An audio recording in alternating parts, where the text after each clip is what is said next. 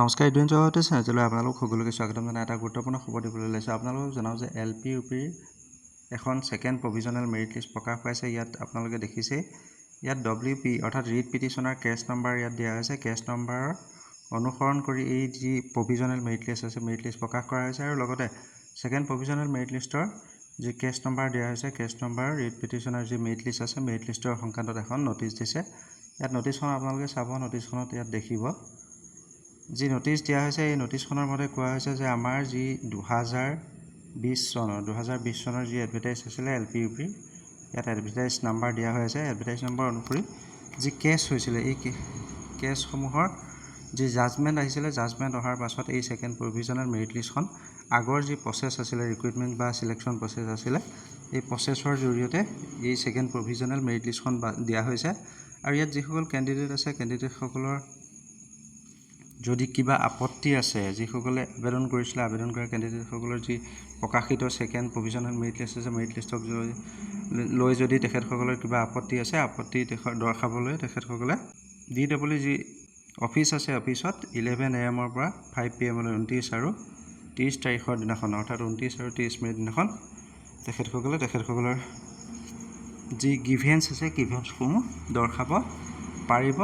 আৰু এইখন এখন ফাইনেল মেৰিট লিষ্ট নহয়। ইয়াৰ পাছত আপোনালোকৰ পৰৱৰ্তী যি সিলেকশ্যন লিষ্ট আছে সিলেকশ্যন লিষ্ট ওলাব।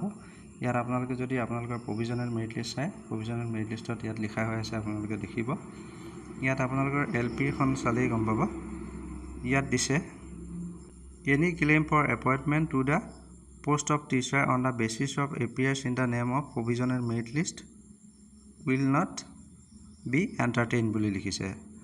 আৰু appointment letters will be issued only to the candidates whose name appear in the final select list. Final select list যি থাকিব সেই ফাইনেল চিলেক্ট লিষ্টত যিসকলৰ নাম অন্তৰ্ভুক্ত হ'ব তেখেতসকলকহে এপইণ্টমেণ্ট লেটাৰ ইছ্যু কৰা হ'ব। আৰু 29 আৰু 30 তাৰিখৰ দিনাখন আপোনালোকে যি ক্লিয়াৰিফিকেশ্যনৰ লগতে আপোনালোকৰ যদি গ্ৰিভেন্স আছে মেৰিট লিষ্টক লৈ সেয়া আপোনালোকে দিব পাৰিব। আৰু লগতে ইয়াত এটা কথা উল্লেখ কৰিছে যিসকলে NISৰ DLED হয় DLED থকাসকলে 18 মাহৰ যি NISৰ DLED আছে তেখেতসকলৰ যি DLED কৰিছিলে DLED কৰাৰ সময়ৰ যি এডমিশ্যন ৰেকৰ্ড আছে লগতে ইউডাইজ আছে ইউডাইজ কোড আৰু ইন ছাৰ্ভিচ হিচাপে যে তেখেতসকলে কৰ্মৰত হৈ আছিল 10 আগষ্ট 2017 আগত বা তাৰ সেই সময়ছোৱাত তেখেতসকলে ইন ছাৰ্ভিচ হিচাপে যে কাম কৰি আছিলে তাৰ যি ডকুমেণ্টছ বা তথ্যপাতি আছে সেই তথ্যপাতি লগতে ইউডাইজ আৰু এডমিশ্যন ৰেকৰ্ড তেখেতসকলে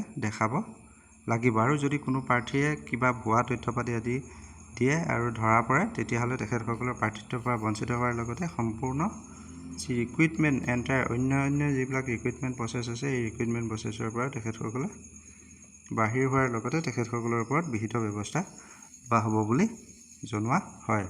আৰু এনেধৰণৰ যিবিলাক আপডেট আছে আপডেটবিলাক আমি সদায় আপোনালোকক দিব চেষ্টা কৰোঁ। গতিকে আপোনালোকে আমাৰ চেনেলৰ ভিডিঅ'বোৰ চাই থকাৰ লগতে যিসকল আমাৰ চেনেলত নতুন তেখেতসকলে কাইণ্ডলি চেনেলটো ছাবস্ক্ৰাইব কৰি ল'ব। ধন্যবাদ।